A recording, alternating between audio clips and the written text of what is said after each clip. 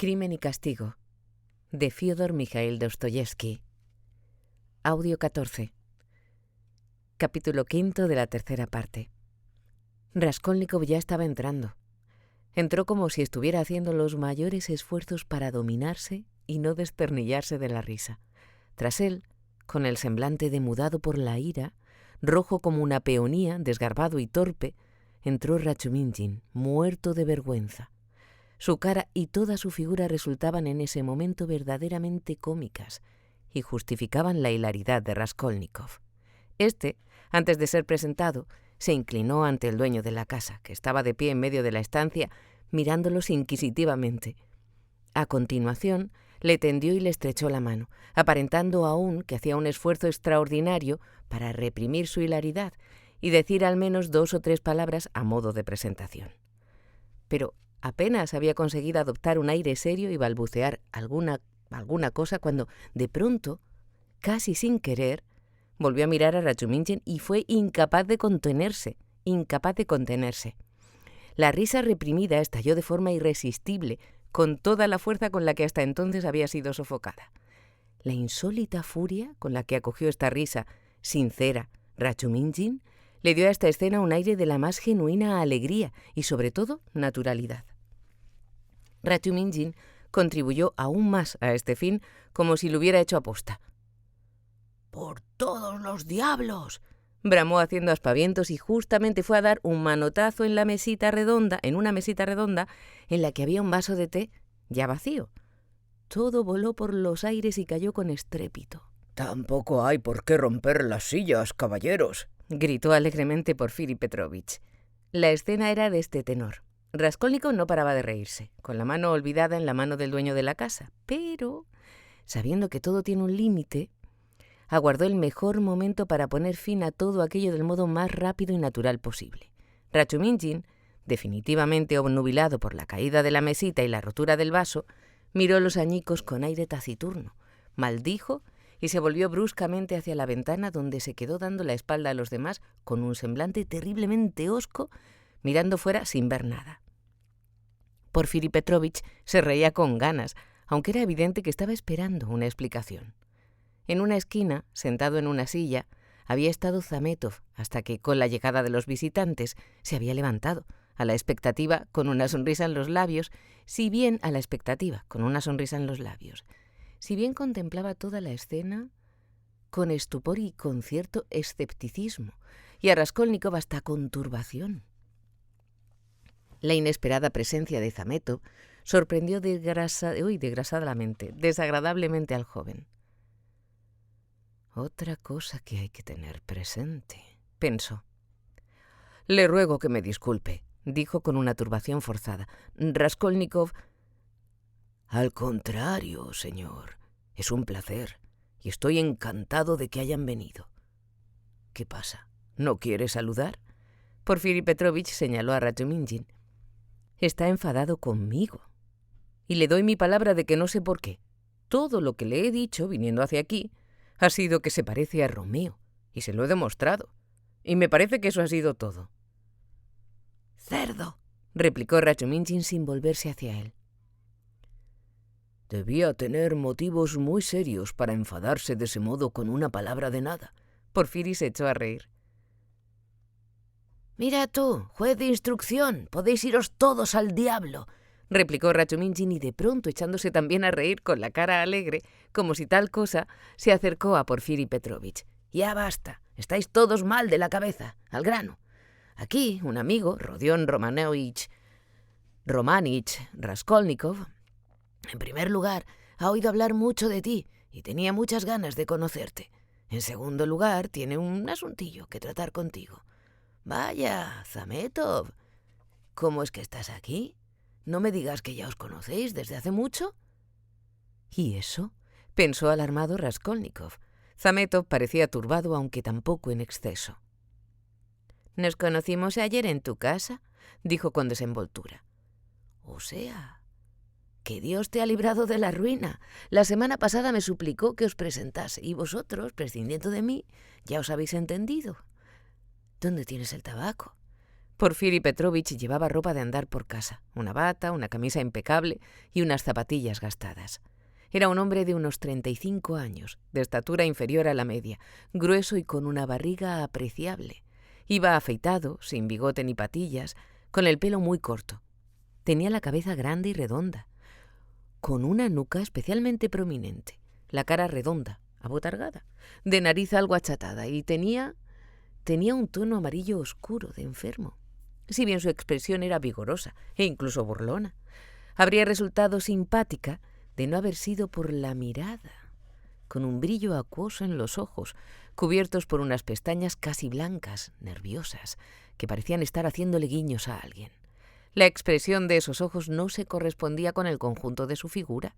Había en ella algo femenino, y le daba un aire de seriedad que uno no se habría esperado a simple vista. En cuanto oyó decir que el visitante tenía un asuntillo que tratar con él, Porfiri Petrovich le ofreció asiento en un sofá. Él mismo se sentó en el otro extremo y lo miró, esperando que procediese cuanto antes a plantearle su caso. Con esa intención, con esa atención intensa y excesivamente seria que, de entrada, puede llegar a agobiar y desconcertar al interlocutor, especialmente cuando se trata de un desconocido. Y más aún si lo que va a exponer, a su entender, no guarda proporción con la atención que se le dispensa, de una gravedad tan poco común. Pero Raskolnikov, con brevedad y coherencia, le explicó la situación y se quedó tan satisfecho que hasta tuvo ocasión de observar detenidamente a Porfiri. Este, por su parte, no desvió la mirada ni una sola vez. Rachuminjin, sentado enfrente de ellos, al otro lado de la mesa, siguió con pasión e impaciencia la exposición del caso, mirando tan pronto a uno como a otro con una atención desmesurada. «Idiota», lo insultó mentalmente Raskolnikov. «Tiene que dar aviso a la policía», contestó Porfiri en un tono perfectamente oficial, «de que, habiendo tenido noticia del suceso, esto es, de este asesinato, ruega usted, por su parte, que se le informe al juez que lleva el caso de que tales objetos son de su propiedad y desea usted redimirlos, o algo así. Pero ellos ya le escribirán». El caso es que, en estos momentos, Raskolnikov trataba por todos los medios de fingirse turbado. «Estoy sin fondos, y ni siquiera esa pequeña suma está a mi alcance. Yo, verá usted, lo único que quería por ahora era declarar que esas cosas son mías, y que cuando tenga dinero...» «Eso es lo de menos, señor», respondió Porfiri Petrovich, que había acogido con frialdad la explicación sobre sus finanzas. «Por lo demás, si así lo desea, puede redactar ahora mismo un escrito dirigido a mí, declarando, en ese sentido, que habiendo sido informado de este asunto y declarándose propietario de tales y cuales objetos, solicita...» «¿Puede ser en una hoja de papel corriente?», le interrumpió Raskolnikov, manifestando otra vez su interés por el lado financiero de la cuestión. «Oh, sí, en una hoja cualquiera». Y de pronto, Porfiri Petrovich lo miró con evidente ironía, entornando los ojos como haciéndole un guiño, pero también pudieron ser solo imaginaciones de Raskolnikov, porque apenas duró un instante. Algo hubo en todo caso. Raskolnikov habría jurado que le había guiñado un ojo. ¿A saber por qué? Lo sabe. La idea le cruzó por la cabeza como un relámpago. «Perdóneme por haberle importunado con estas tonterías», siguió diciendo Raskolnikov, algo desconcertado.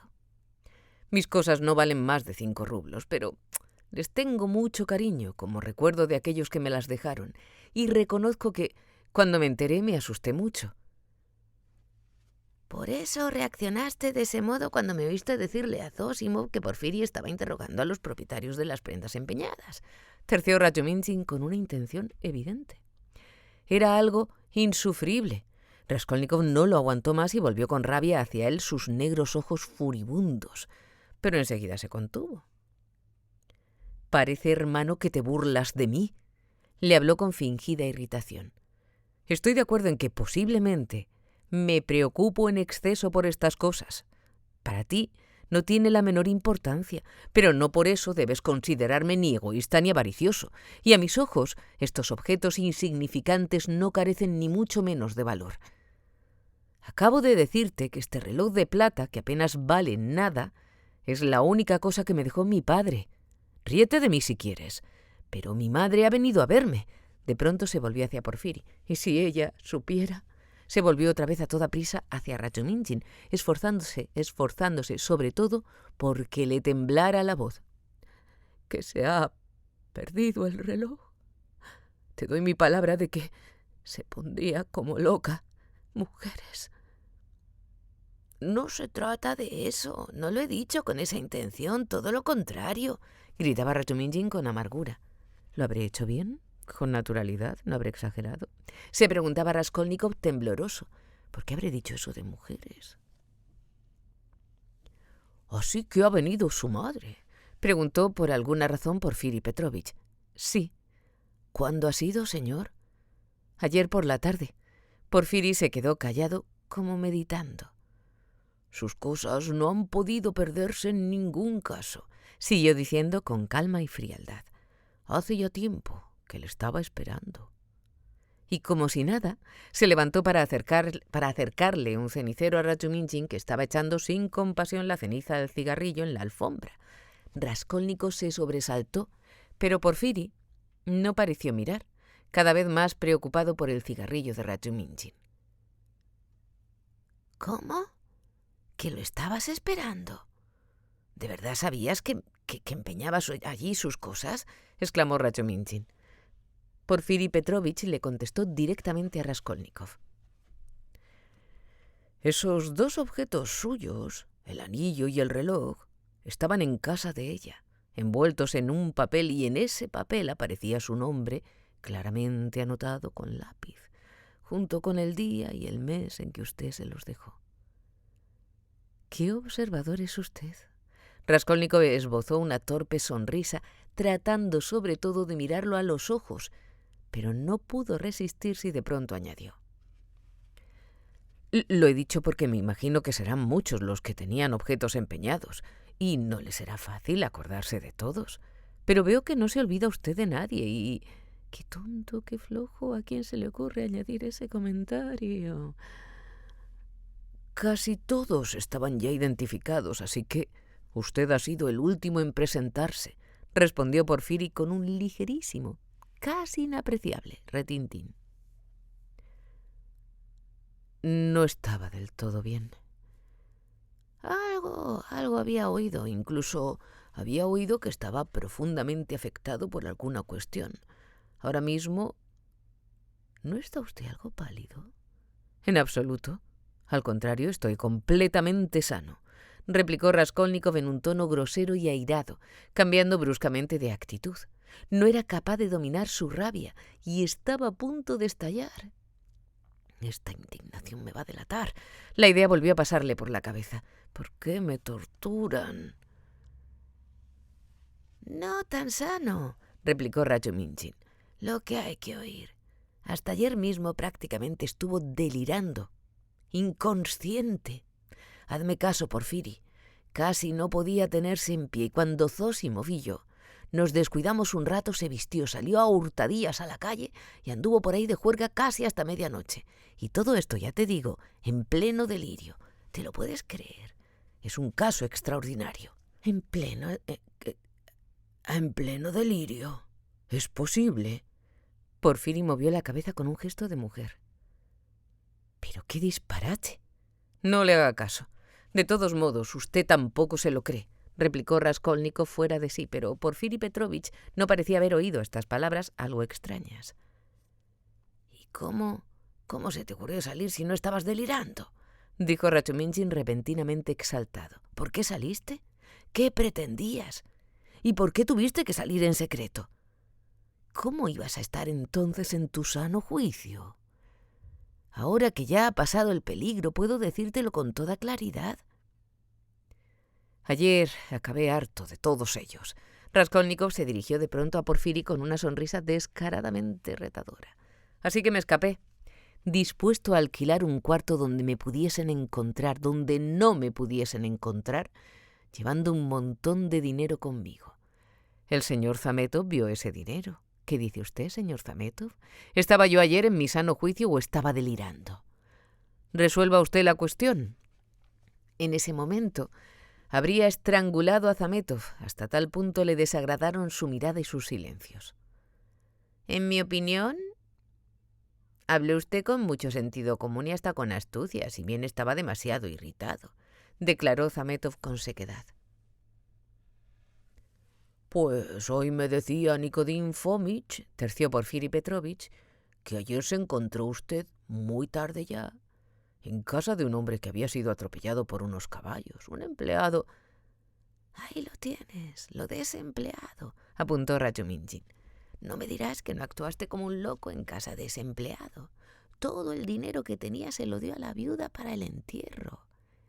¿Qué querías? ¿Ayudarla? Pues muy bien, dale 15 rublos, dale 20, pero quédate tú al menos con 3, en vez de largarle los 25 que tenías. ¿Y si resulta que he encontrado un tesoro y tú no lo sabes? Por eso estuve ayer tan generoso. Mira, el señor Zametov sabe que lo he encontrado. Tendrá usted la bondad de perdonarnos. Se dirigió a Porfiri con labios temblorosos. Que llevemos molestándole media hora con tantos detalles innecesarios. Estará usted aburrido, ¿verdad? ¿Qué dice usted? Al contrario. Si supiera lo mucho que me interesa a usted.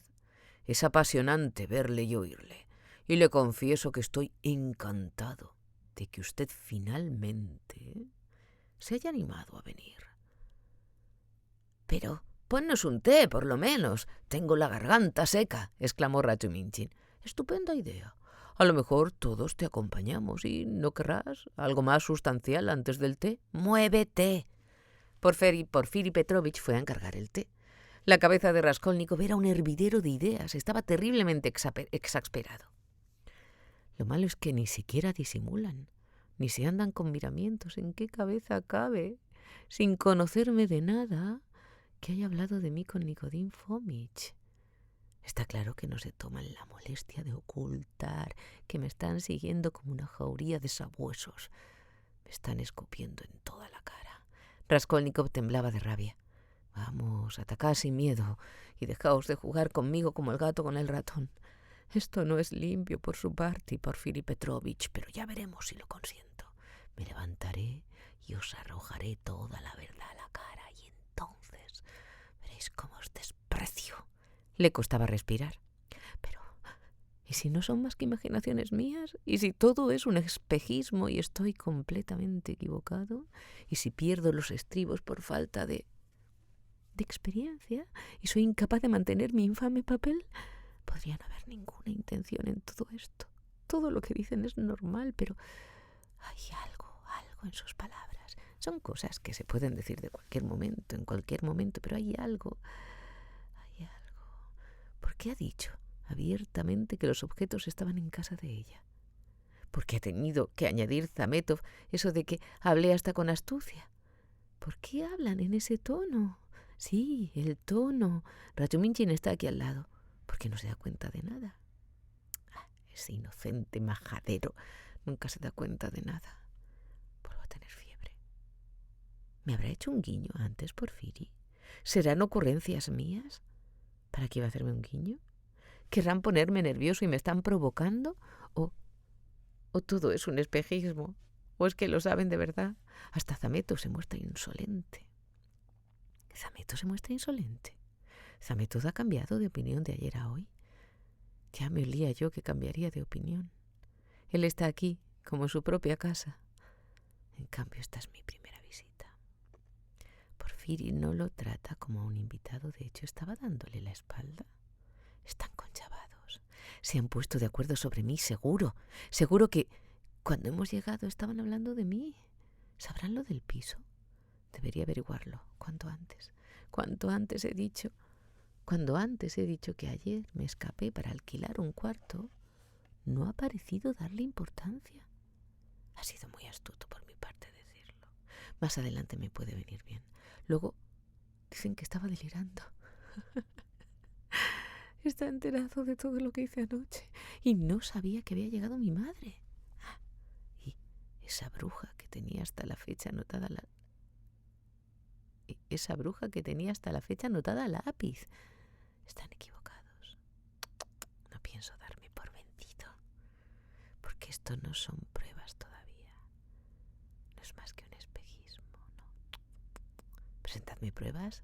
Y lo del cuarto tampoco es una prueba, sino un delirio. Ya sé lo que tengo que decirles. ¿Pero sabrán lo del piso? Yo no me voy de aquí sin averiguarlo. ¿A qué he venido? Pero ahora estoy perdiendo los estribos. Eso sí que puede ser una prueba. Uf, qué irritable estoy. Bueno, puede que eso sea bueno dentro de mi papel de enfermo. Me está sondeando. Quiere desconcertarme. ¿Para qué habré venido? Todo esto pasó como un relámpago por la cabeza de Raskolnikov.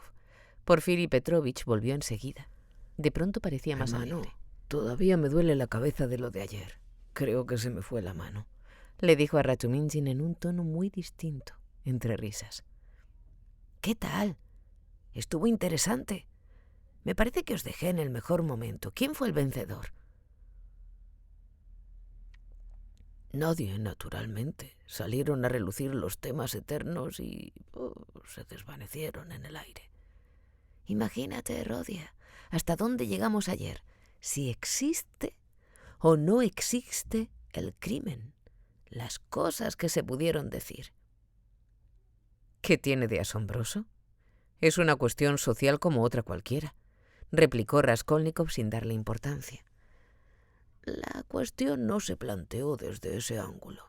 No exactamente, eso es verdad, reconoció enseguida Rachuminjin, acalorándose y atropellándose como de costumbre. Verás, Rodion, escucha y dime tu opinión. Quiero oírla. Lo de ayer me estaba dejando la piel con toda... No, yo ayer me estaba dejando la piel con toda esa gente. Y te estaba esperando. Les había hablado de ti, les había dicho que ibas a venir. Empezamos con el punto de vista de los socialistas. El crimen representa una protesta contra la anormalidad de la estructura social. Solo eso y nada más que eso. Y no admiten ninguna otra causa. Se acabó. Eso no es así, exclamó Porfiri Petrovich. Se había ido animando y no paraba de reírse mirando a Rachuminjin, cosa que a este aún lo estimulaba más.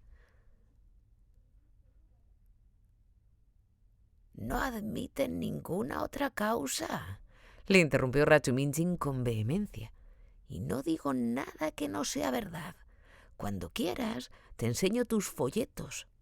Para ellos, sus folletos, joder. Cuando quieras te enseño sus folletos. Para ellos todo se reduce a la influencia del medio y a nada más. Esa es su frase favorita.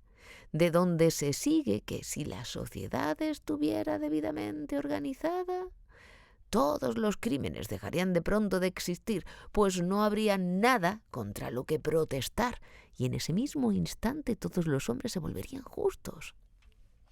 No toman en consideración la naturaleza humana, la excluyen, hacen como si no existiera, no admiten que la humanidad, desarrollándose históricamente, siguiendo una trayectoria viva hasta el final, pueda llegar a ser por sí misma una sociedad normal. Por el contrario, creen en un sistema social salido de una cabeza matemática que va a organizar de buenas a primeras a toda la humanidad, volviéndola justa y pura en un instante, sin esperar a que se desarrolle ningún proceso vivo al margen de cualquier trayectoria histórica y vital. De ahí que se desprecien la historia. De ahí que desprecien la historia de forma instintiva. Todo en ello es monstruoso y estúpido, y todo queda explicado por su misma estupidez. Por eso tampoco les gusta el proceso vital de la existencia. ¿Qué necesidad hay de un alma viva? Un alma viva requiere que haya vida. Un alma viva no se somete a la mecánica. Un alma viva es sospechosa. Un alma viva es retrógrada. Pero la que ellos quieren, aunque apenas apesta a muerto y puede hacerse de caucho, al menos no está viva y carece de voluntad y es servil y no se rebela.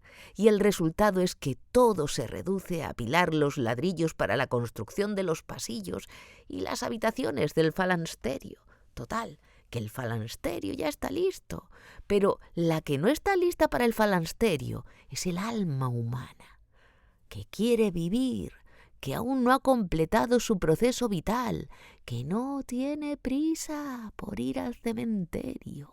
Solo con la lógica no basta para pasar por encima de la naturaleza humana. La lógica solo prevé 3 situaciones. Cuando hay 1.000.000, amputar ese 1.000.000 y reducirlo todo a la cuestión del bienestar, esa es la solución más sencilla al problema. Es de una claridad seductora y no hace falta ni pensar. Sobre todo eso, que no hay ni que pensar. Todos los misterios de la vida caben en un par de cuartillas. ¿Cómo se ha exaltado? Vaya una perorata. Habría que sujetarlo. Porfiri se reía. Figúrese, se dirigió a Raskolnikov. Así toda la tarde de ayer. Todos en una misma habitación a 6 voces y previamente nos había emborrachado a base de ponche. ¿Se lo puede imaginar? No, hermano, no tienes razón. El medio supone mucho en un crimen, te lo puedo asegurar. Eso ya lo sé yo, pero dime una cosa. Un hombre de 40 años deshonra a una niña de 10 años. ¿Ha sido el medio el que lo ha impulsado? Bueno, hablando en rigor, seguramente ha sido el medio, señaló Porfiri con una asombrosa gravedad. En un crimen contra una niña, el medio puede explicar muchas cosas. Rachuminchin estaba a punto de estallar. Bueno, si quieres yo te puedo demostrar ahora mismo, bramó, que tus blancas pestañas se deben exclusivamente a que la iglesia de Iván el Grande mide 35 zaheni de altura, y te lo puedo demostrar con claridad y precisión, de forma progresista y hasta con cierto tono liberal. Me comprometo. ¿Te apuestas algo? De acuerdo. Escuchemos, por favor, a dónde va a parar. ¿Cómo no? Él siempre con sus tonterías, exclamó Rachuminchin reaccionando con un gesto de desdén. No sé si vale la pena hablar contigo. Todo esto lo hace aposta, Rodión. Tú todavía no lo conoces. Ayer se puso de su parte sin más intención que la de burlarse de todos. Y las cosas que dijo, Dios mío. Y todos encantados con él. Puede pasarse así 2 semanas enteras.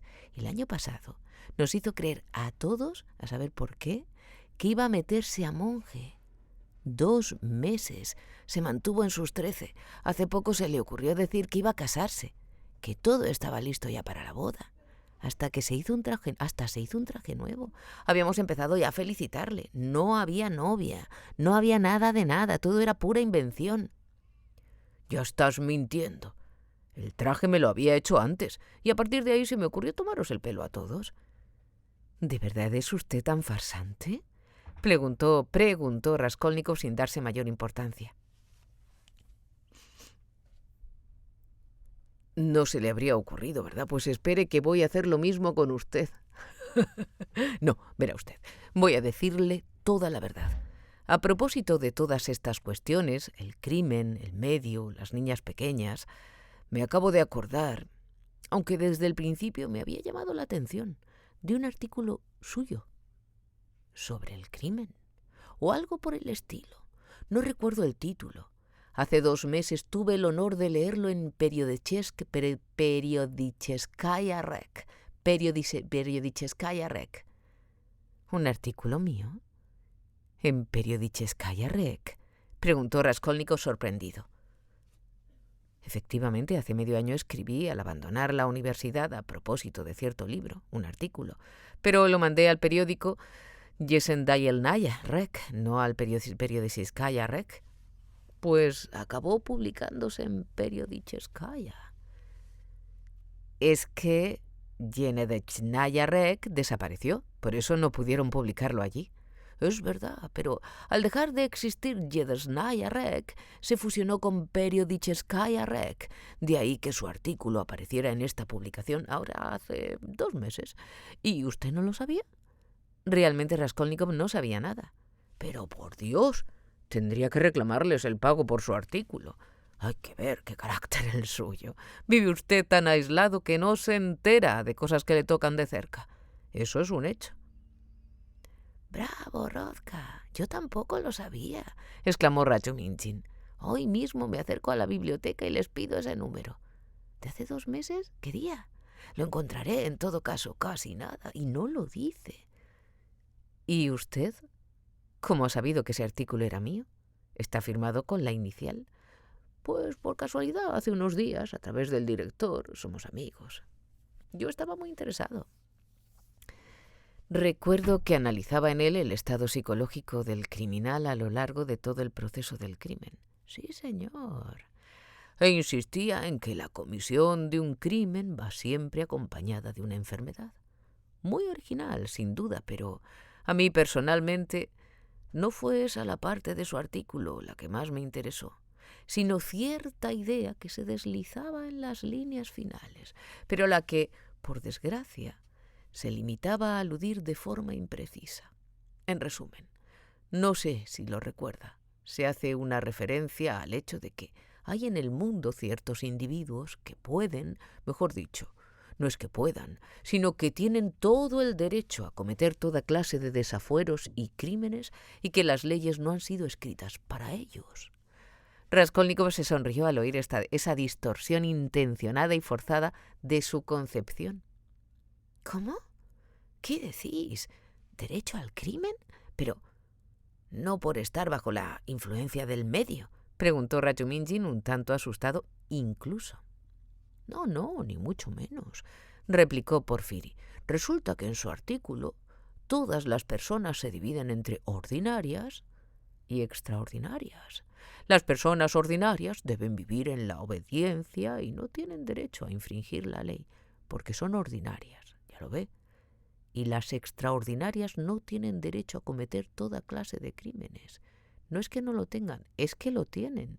Y las extraordinarias tienen derecho a cometer toda clase de crímenes y a violar las leyes de cualquier manera, precisamente porque son extraordinarias. Eso decía su artículo, si no me equivoco. ¿Cómo es eso? Es imposible que haya dicho eso, balbuceó Rajuminjin estupefacto. Raskolnikov volvió a reírse. Comprendió de una vez de qué se trataba y a dónde lo querían empujar. Se acordaba de su artículo. Decidió aceptar el reto. No digo exactamente eso en mi artículo, comenzó en un tono sencillo y humilde. Sin embargo, confieso que lo ha expuesto con bastante fidelidad, incluso, si usted quiere, con total fidelidad. Pareció disfrutar admitiendo esa total fidelidad. La única diferencia reside en el hecho de que yo no sostengo que las personas extraordinarias estén siempre obligadas y tengan el deber de cometer todo tipo de desafueros como dice usted. Es más, tengo la impresión de que no habrían permitido publicar un artículo semejante. Yo, sencillamente, me limité a señalar que un hombre extraordinario tiene el derecho, es decir, no se trata de un derecho oficial, sino que tiene el derecho de permitirse él, en conciencia, franquear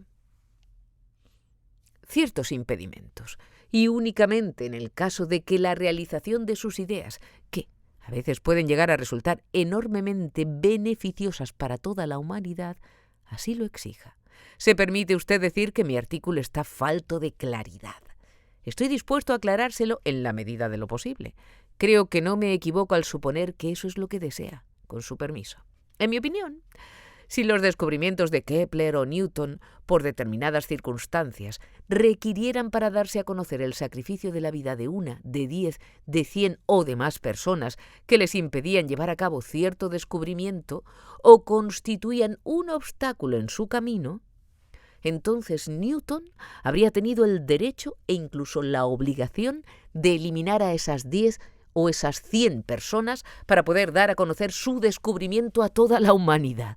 De esto, no obstante, no se sigue que Newton tuviera derecho a matar a diestro y siniestro, a quien le diera la gana, o a robar a diario en el mercado. Es más, ahora me acuerdo de mi artículo. Ahora que me acuerdo, en mi artículo sostengo que, no sé, por ejemplo, los mismos legisladores y guías de la humanidad, empezando por los más antiguos, siguiendo por Licurgo, Solón, Mahoma, Napoleón y demás, fueron todos unos criminales, aunque solo fuera porque, al promulgar una nueva ley, ya estaban transgrediendo la anterior, que había sido legada por sus predecesores y venerada como cosa sagrada por la sociedad. Y desde luego, no se paraban en barras ante el derramamiento de sangre, ni estimaban que la sangre, a veces completamente inocente y derramada heroicamente en defensa de la antigua ley, podía servirles de ayuda. También llama la atención que la mayor parte de esos benefactores y guías de la humanidad fueran responsables de matanzas especialmente cruentas. Concluyo, en una palabra, que no solo los grandes hombres, sino todos aquellos que descuellan, por poco que sea, por encima del resto, es decir, todos aquellos que son capaces de decir algo mínimamente novedoso, son, por su propia naturaleza, unos criminales, en mayor o menor medida, como es lógico. De otro modo, les resultaría muy difícil abandonar la senda trillada, y si hay algo a lo que están dispuestos es a seguir la senda trillada. También en este caso por su propia naturaleza, y están, en mi opinión, hasta obligados a no seguirla. ¿Ya ven? En resumen, hasta ahora no hay nada especialmente novedoso, es algo 1000 veces publicado y leído. Por lo que respecta a mi división de las personas entre ordinarias y extraordinarias, reconozco que es un tanto arbitraria, pero tampoco hago hincapié en unas cifras precisas. Me limito a sostener mi idea principal, que consiste precisamente en que la gente está dividida en general en 2 clases, siguiendo las leyes de la naturaleza, los inferiores o los ordinarios, esto es, la materia prima, por así decir, que sirve únicamente para reproducir otros seres semejantes a ellos, y las personas propiamente dichas, es decir, aquellas que tienen el don o el talento de pronunciar en su medio una nueva palabra. Existen, como es lógico, innumerables subdivisiones, pero los rasgos característicos de ambas categorías son bastante nítidos. La primera de ellas, esto es, la materia prima, está integrada, hablando en términos generales, por personas conservadoras por naturaleza, jerárquicas, que viven en la obediencia y a las que le gusta obedecer. En mi opinión, están obligadas a ser obedientes, porque esa es su vocación, y para ellos, sin duda, no hay nada humillante en ser obedientes. En la segunda categoría todos transgreden las leyes, son destructores, o al menos tienden a serlo, en la medida de sus posibilidades. Los crímenes de estos hombres son, desde luego, relativos y muy variados. En su mayor parte reclaman, bajo muy distintas fórmulas, la destrucción de lo existente en nombre de algo mejor. Pero si uno de ellos necesita, en aras de su idea, pasar por encima de un cadáver o cruzar un río de sangre, en mi opinión puede encontrar en su interior, en su conciencia, el permiso para vadear la sangre, siempre, de todos modos, en función de la idea y de su magnitud, que quede claro. Solo en ese sentido hablo en mi artículo de su derecho al crimen. Recuerden que hemos partido de la cuestión jurídica. Por otra parte, tampoco hay que preocuparse demasiado. Las masas casi nunca les otorgan ese derecho, sino que los castigan y los cuelgan, más o menos, cumpliendo así con toda justicia con su vocación conservadora, teniendo en cuenta, eso sí, que en las generaciones futuras esas mismas masas pondrán a los ajusticiados en un pedestal y se inclinarán más o menos ante ellos. La primera categoría es siempre el hombre del presente, la segunda, el hombre del futuro. Los primeros conservan el mundo y multiplican su número. Los segundos mueven el mundo y lo conducen hacia un fin. Unos y otros tienen el mismo derecho a existir. En una palabra, conmigo todos tienen un derecho análogo y vive la guerre éternelle, hasta la Nueva Jerusalén, ¿se entiende? Entonces, al final, ¿usted cree en la Nueva Jerusalén? Sí, creo, respondió con firmeza Raskolnikov. Al decir esto, y durante toda su larga perorata, no dejó de mirar al suelo, a un punto que había escogido en la alfombra. ¿Y en Dios también cree? Disculpe mi curiosidad. Sí, creo, repitió Raskolnikov levantando los ojos hacia Porfiri. ¿Y cree en la resurrección de Lázaro? Pues sí. ¿Por qué me pregunta todo esto? ¿Cree al pie de la letra? Al pie de la letra. No me diga. Simple curiosidad. Perdóneme, señor, pero permítame, volviendo a lo de antes. El caso es que no siempre los castigan. Algunos, por el contrario, ¿triunfan en la vida? Oh, sí, algunos alcanzan en sus vidas sus objetivos y entonces ¿son ellos los que empiezan a castigar? Sí, si es necesario, y así lo hacen en su mayor parte. En cualquier caso,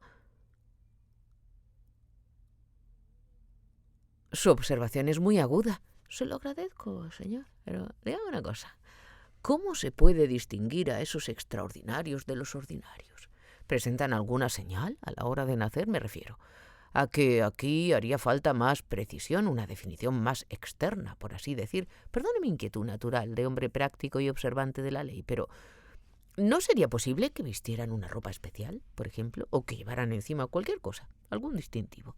Porque estará usted de acuerdo, si se produce alguna confusión y uno de una categoría se imagina que pertenece a la otra categoría y empieza a eliminar todos los obstáculos, como ha dicho usted con tanto acierto, entonces... Eso es muy frecuente. Esta observación suya es aún más aguda que la anterior. Gracias, señor. No hay de qué. Pero tenga en cuenta que el error solo es posible por parte de la primera categoría, esto es, entre la gente ordinaria, como la he llamado, en expresión acaso infeliz.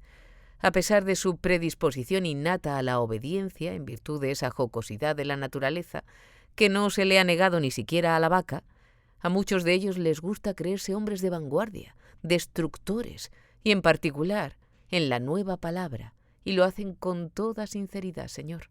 Al mismo tiempo no saben distinguir a quienes son verdaderamente nuevos y de hecho los desprecian, teniéndolos por gente atrasada de pensamiento mezquino.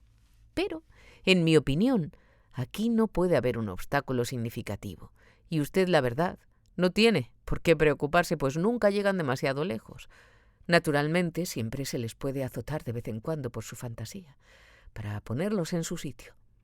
Pero no mucho más. Ni siquiera hace falta un verdugo. Ellos mismos se castigan porque son muy concienzudos. Algunos se prestan este servicio recíprocamente. Otros se lo aplican a sí mismos por su propia mano. Se imponen diversas penitencias públicas que resultan muy bellas y edificantes. En una palabra, no tiene usted por qué preocuparse. Esa es la ley. Bueno, al menos a este respecto me deja usted algo más tranquilo. Pero hay otro problema, dígame, por favor. ¿Son muchas las personas que tendrían derecho a degollar a los demás? Esto es, ¿son muchos esos hombres extraordinarios? Desde luego estoy dispuesto a inclinarme ante ellos, pero tendrá que admitir que resulta inquietante que sean muchos, ¿no? Tampoco se preocupe por eso, prosiguió en el mismo tono Raskolnikov. En general, nacen poquísimas personas con nuevas ideas, personas mínimamente capaces de decir algo nuevo. Lo único que está claro es que la aparición de las personas pertenecientes a todas estas categorías y subcategorías tiene que estar determinada con toda seguridad y precisión por una ley natural. Evidentemente, esta ley no se conoce en la actualidad, pero estoy convencido de que existe y algún día puede llegar a conocerse. Una enorme masa de gente, la materia prima, está en este mundo sin más objeto que el de, tras largos esfuerzos, merced a un proceso ignorado hasta entonces por medio de algún tipo de cruce de variedades y razas, engendrar finalmente y dar a luz al menos a un hombre, tal vez a uno entre 1000, con un destello de independencia. ¿Acaso uno de cada 10.000 nacerá con un grado mayor de independencia? Estoy hablando a ojo, solo son cifras aproximadas. Y uno de cada 10.000 será perfectamente independiente. Nace un hombre genial entre millones de individuos, y se necesitan muchos miles de millones de nacimientos para que venga al mundo uno de los grandes genios que representan la culminación de la humanidad. Realmente no he podido asomarme a la retorta donde esto se gesta. Pero debe existir, y sin duda existe esta ley. Esto no puede ser obra del azar. ¿Estáis los dos de broma o qué? Exclamó Rachuminchin por fin. Supongo que os estáis tomando el pelo. Míralos a los dos, burlándose el uno del otro. ¿Estás hablando en serio, Rodia? Raskolnikov levantó hacia él en silencio el rostro, pálido y algo triste, y no replicó. Y al lado de ese rostro, triste y callado, a Rachuminchin le pareció extraña la mordacidad indisimulada, hiriente, provocativa y descortés de Porfiri. Bueno, hermano, si efectivamente estás hablando en serio, entonces tienes razón, desde luego, cuando dices que esto no es nada nuevo y que se parece mucho a todas esas cosas que hemos leído y hemos oído 1000 veces. No obstante, hay algo realmente original en todo ello, algo que verdaderamente es tuyo y solo tuyo, y que a mí me llena de espanto. Y es eso de autorizar, en última instancia, el derramamiento de sangre en conciencia. Y perdona que te lo diga con tal fanatismo. Así se encuentra necesariamente la idea de tu artículo. Y esa autorización en conciencia para derramar sangre es, en mi opinión, aún más terrible que cualquier autorización oficial y legal. Muy cierto. Es mucho más terrible, señor, asintió Porfiri.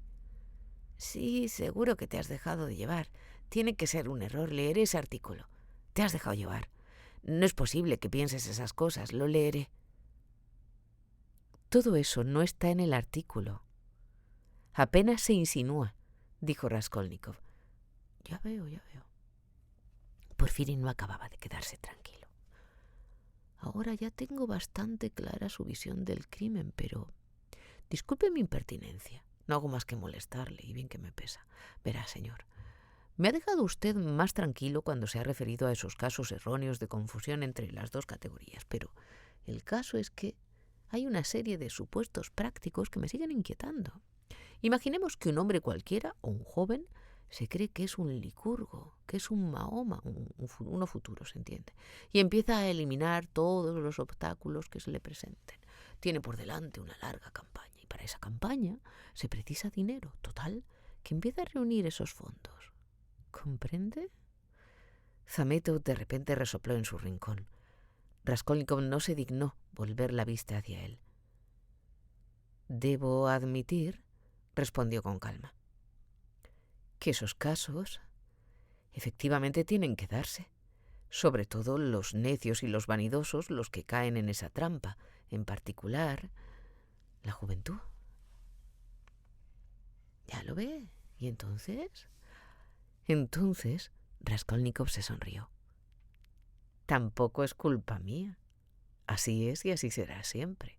Él, por ejemplo, señaló con un gesto a Rachuminchin. Acaba de decir que yo autorizo el derramamiento de sangre. Y bien, la sociedad está sobradamente protegida por medio de deportaciones, cárceles, jueces de instrucción, penales. ¿Por qué preocuparse? Solo tienen que buscar al ladrón. ¿Y cuando lo encontremos? Tendrá su merecido. No le falta a usted lógica, pero ¿qué pasa con la conciencia? ¿Y a usted qué le importa la conciencia? Bueno, es pura humanidad. El que tiene conciencia sufre al caer en la cuenta de su error. Es para él otra condena añadida a la penal. Entonces, ¿los verdaderamente geniales? Preguntó Rachuminchin frunciendo el ceño. ¿Los que disfrutan del derecho a asesinar? ¿Esos no deberían sufrir en absoluto, ni siquiera por la sangre derramada? ¿A qué viene aquí esa palabra? Deberían. No es una cuestión de permiso o de prohibición. Que sufra si la víctima le inspira compasión. El sufrimiento y el dolor son inevitables cuando hay una inteligencia elevada y un hondo corazón. Los hombres verdaderamente grandes, creo yo, deben experimentar una enorme pena por el mundo, añadió con un aire pensativo que no se correspondía con el tono de la conversación. Levantó los ojos, miró abstraído a los presentes, sonrió y cogió la gorra, la suya. Estaba bastante más tranquilo que un rato antes al llegar y se daba cuenta. Todos se levantaron. Muy bien, señor, insúlteme si quiere, enfádese conmigo, pero no lo puedo remediar, volvió a declarar Porfiri Petrovich. Permítame una pregunta más, no paro de molestarle. Hay una pequeña idea que quería plantearle antes de que se me olvide. De acuerdo. Dígame cuál es esa idea. Raskolnikov, serio y pálido, esperaba delante de él. Pues verá, no sé, la verdad, cómo explicarme bien. Es una cosa medio en broma, algo de tipo psicológico. El caso, señor, es que cuando estaba escribiendo su artículo, seguro que no ha podido evitar considerar usted también en alguna medida, por pequeña que fuera, considerarse uno de esos hombres extraordinarios que proclama la nueva palabra, en el sentido que le ha dado usted. ¿No es así? Es muy posible, respondió Raskolnikov con desdén. Rachuminchin hizo un movimiento. Y siendo así, en caso de sufrir adversidades y estrecheces materiales, o bien para prestar algún servicio a toda la humanidad, ¿sería usted capaz de decidirse a pasar por encima de algún obstáculo? Por ejemplo, matar y robar. Y volvió de repente a guiñarle el ojo izquierdo y a reírse en silencio, exactamente igual que hacía un rato. Si hiciera algo así, a usted desde luego no se lo iba a decir, respondió Raskolnikov con un desdén altivo y retador. No, claro. En realidad yo se lo preguntaba únicamente para una mejor comprensión de su artículo, en un sentido puramente literario. Qué descarado y qué insolente, pensó Raskolnikov con repulsión. Permítame aclararle, respondió secamente, que nunca me he tenido por un Mahoma ni por un Napoleón, ni por ningún otro personaje de ese estilo. Por consiguiente, no siendo uno de ellos, no puedo ofrecerle una explicación convincente de cómo actuaría yo. Venga, no me diga eso. ¿Quién no se considera ahora en Rusia un Napoleón?, dijo de pronto Porfiri con una extraña familiaridad. Hasta en el tono de voz había algo especialmente evidente en esta ocasión. ¿No sería un futuro Napoleón el que apioló con un hacha a nuestra Aliona Ivanovna la semana pasada? Soltó de pronto Zametov desde su rincón.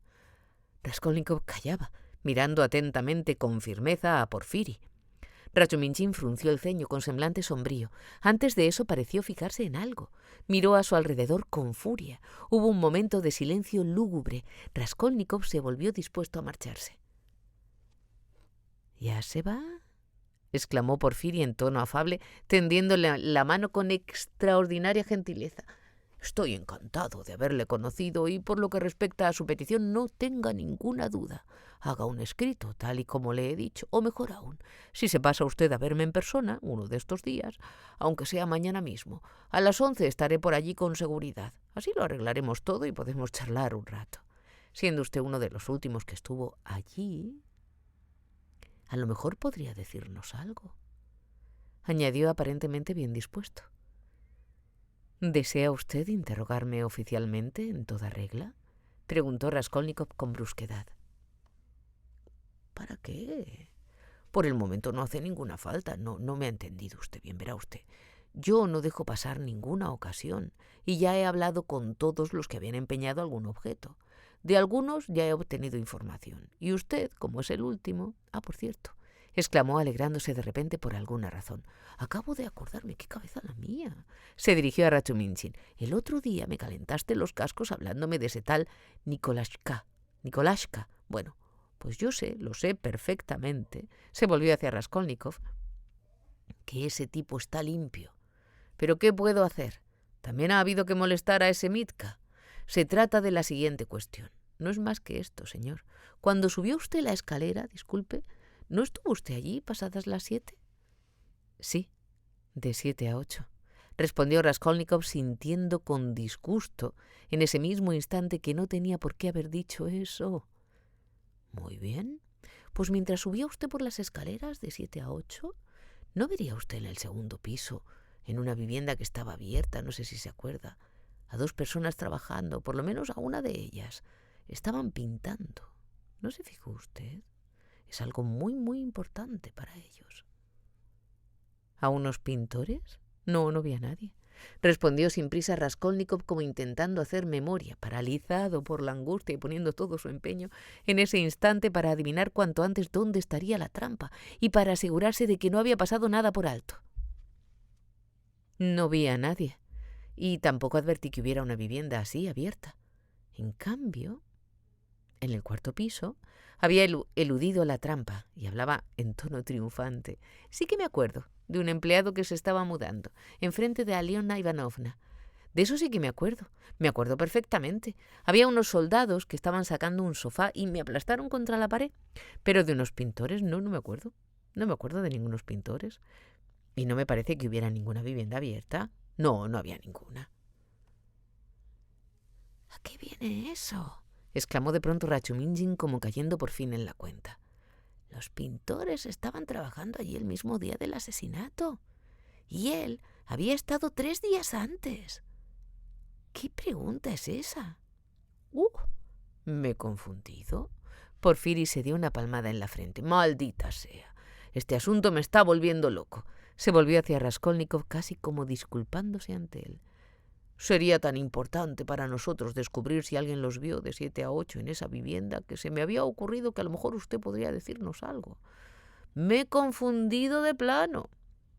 Hay que tener más cuidado, comentó Rachuminjin con pesar. Estas últimas palabras las dijo ya en el vestíbulo. Porfiri Petrovich salió a despedirlos a la puerta con una enorme gentileza. Los dos salieron serios y cabizbajos y anduvieron algunos pasos sin decir una palabra. Raskolnikov respiraba profundamente.